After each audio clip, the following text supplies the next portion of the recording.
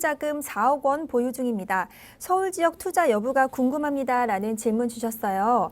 네, 4억 원으로 이 서울 내에 조금 안전하면서도 조금 미래 가치가 있는 그런 투자처 어디가 있을까요?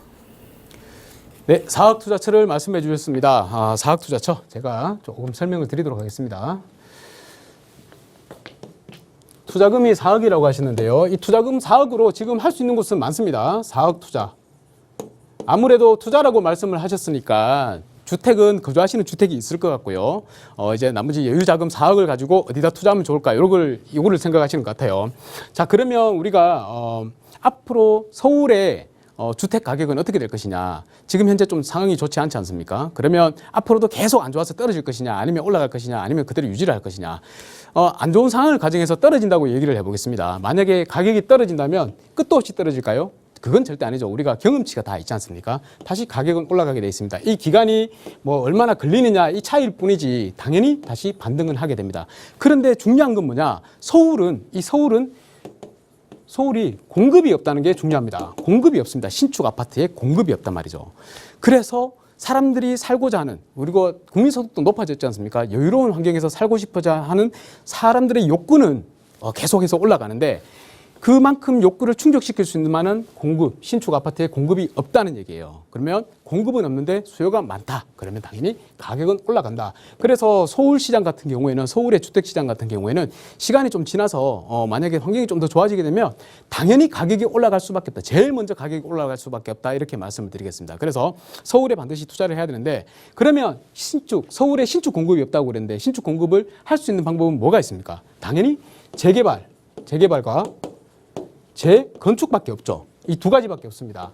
자, 그런데 4억으로 투자를 하시는데 재개발을 투자할 것이냐 재건축을 투자할 것이냐 물론 둘 다 좋습니다만 재건축을 투자하기에 서울의 재건축 아파트를 투자하기에는 갭 차이가 너무 큽니다. 너무 크고 왜냐하면 가격은 이미 많이 올라가 있어요. 그런데 워낙 아파트가 노후화되어 있다 보니까 전세가가 낮아서 이 갭 차이가 굉장히 큽니다. 그 갭 차이가 굉장히 큰데 거기다가 또 한 가지 더 만약에 아파트를 지금 한 채 고가의 아파트에 거주를 하고 계신다. 그러면 이 아파트, 재건축 아파트를 또 취득을 하시게 되면 이 종부세가 좀 부담이 되는 거고요. 그리고 취득세도 많이 부담이 됩니다. 남들보다 거의 한 10% 정도 가격을 더 주고 매수를 해야 되는 거죠. 그래서 좀 이 재건축 아파트를 취득하는 거는 좀 쉽지가 않다.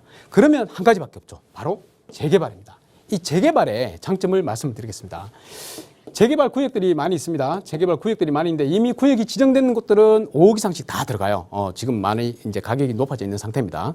그런데 이 재개발을 추진하고 있는 구역들 중에서 신축을 좀 유념 있게 보십시오. 자, 일단 재건축을 하기에 단점 두 가지를 제가 말씀을 드렸는데요. 종부세. 아무래도 빌라는 주택 공시 가격이 굉장히 낮습니다. 낮다 보니까 종부세의 부담이 훨씬 덜하다. 아파트에 비해서 덜하다는 것이고 이 취득세 부분을 해결할 수 있는 방법이 바로 신축입니다. 신축을 주택임대사업자를 넣는 겁니다. 임대사업자에 가입을 하게 되면 등록을 하게 되면 물론 10년 동안 보유를 해야 됩니다. 하지만 당연히 재개발이라는 하는 것이 바로 내일 당장 주택을 허물고 새 아파트를 짓는 게 아니에요. 그 기간 동안 한동안의 기간 최소한 한 7, 8년 이상은 보유를 해야 된다는 겁니다. 그러면 당연히 신축을 해서 임대사업자에 가입을 해놓으면 세입자들과 골머리 섞일 일도 없고 그리고 장기 보유, 10년 동안 장기 보유를 해야 되기 때문에 그걸 약속하고 세제 혜택을 받는 거기 때문에 보유를 하게 되면 당연히 그 기간 안에는 건물이 허물어진다든지 아니면 신축이 된다든지 그런 재개발이 된다든지 가능성이 굉장히 높을 겁니다. 그리고 신축을 임대사업자를 내게 되면 요거는 기억하셔야 됩니다. 6억 이하여야 됩니다. 분양가가 6억 이하여야 되고 6억 이하가 되면 임대사업자를 냈을 경우에 취득세의 85%를 감면을 해줍니다.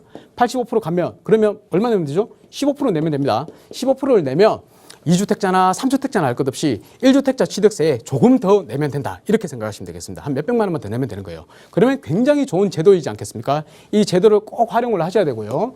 자, 거기다가 이제 5억으로, 4억으로 투자를 하시는데 어디다 투자하면 좋으냐? 저는 딱 한 군데를 찍어라 그러면 바로 용산을 찍어드리고 싶습니다. 이 용산을 보셔야 되는데요.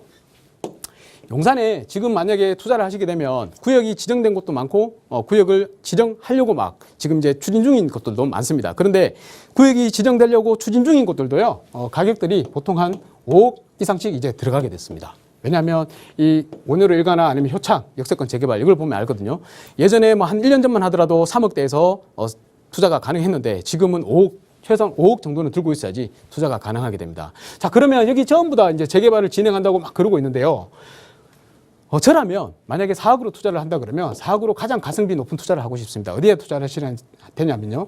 여기 지금 진행은 하고 있지 않지만 곧 진행이 될, 그리고 노후도가 완전히 만족을 하는 그런 지역을 눈여겨보고 싶습니다. 그래서 제가 만약에 투자를 한다면 청파동 쪽을 보고 싶고요. 더 세세한 부분을 좀 알고 싶다 그러시면 다시 한번 전화를 주셔서 상담을 잡으시거나 개인적으로 전화를 주시면 제가 좀 더 자세하게 일러드리고 좋은 투자를 하실 수 있도록 안내해 드리도록 하겠습니다. 이 정도로 마치겠습니다. 감사합니다.